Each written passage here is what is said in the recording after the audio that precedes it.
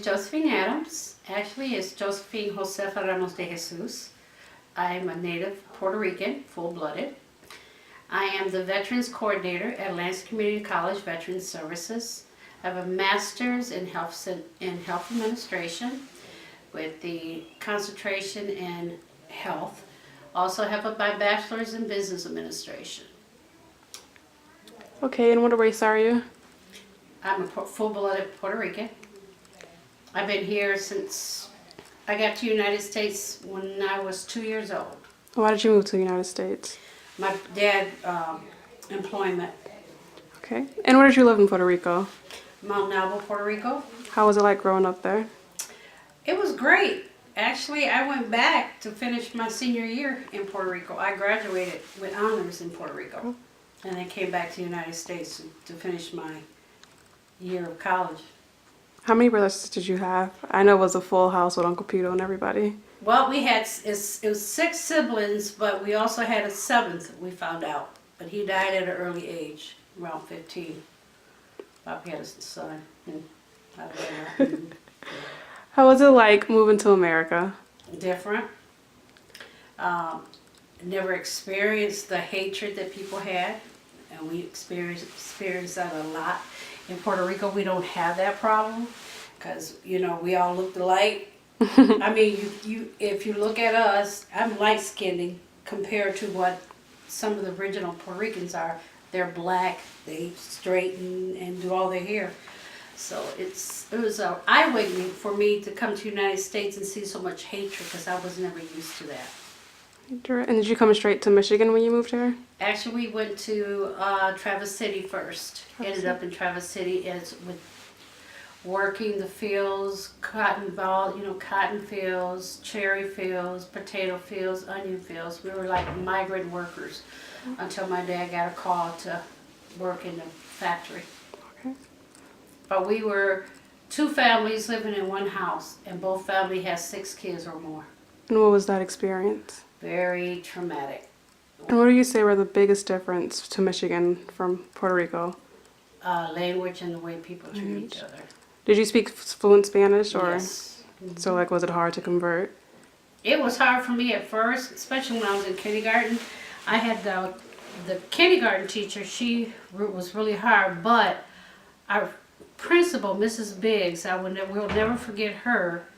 She taught us how to speak English. She gave us languages. She told we met people. They taught us how to read, write English, so that helped. Now my parents, they refused to even learn it. My dad picked up a little bit of it to get him by. My mother, nah, she didn't want nothing to do with it. Okay. And although you guys moved from Puerto Rico, do you think you still brought those traditions with you? Oh, we definitely did. Like My any parents. holidays, cooking food? Holidays were big, cooking food. We kept the tradition of, you know, United States had 25th is Christmas for everybody, you know. Well, January 6th is the tradition we follow. January 6th is where the wise men brought the kids food, gifts. So we kept that. And the Spanish food, and my mom you were forced to learn Spanish. Once they started learning English, my mom said they lost their mind and forgot their own language. Did you want to, continue that tradition with my mom and them? Because I know Brandy, they don't really speak Spanish.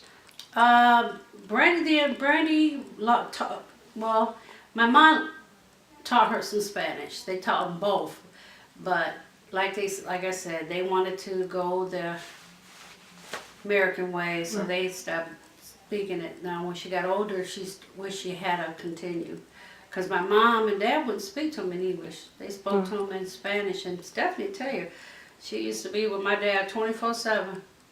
She understood what he was saying, but even though she didn't talk it, she understood it.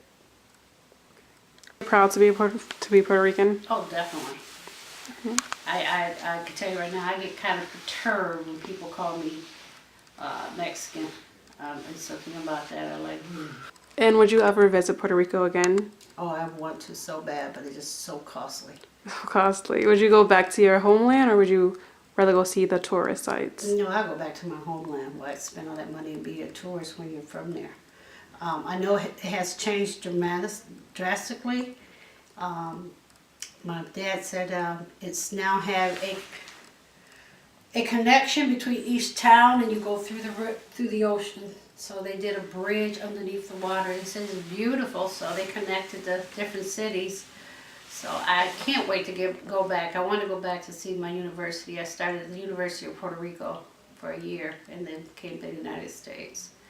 My only regret is that I wished I could have, continued my graduate years in Puerto Rico, but my parents wanted me to home with them. That's the only reason why I came back to the United States. Then after a year being home, I was bored, so I decided to go into the military. So my life has been military, civilian, basically.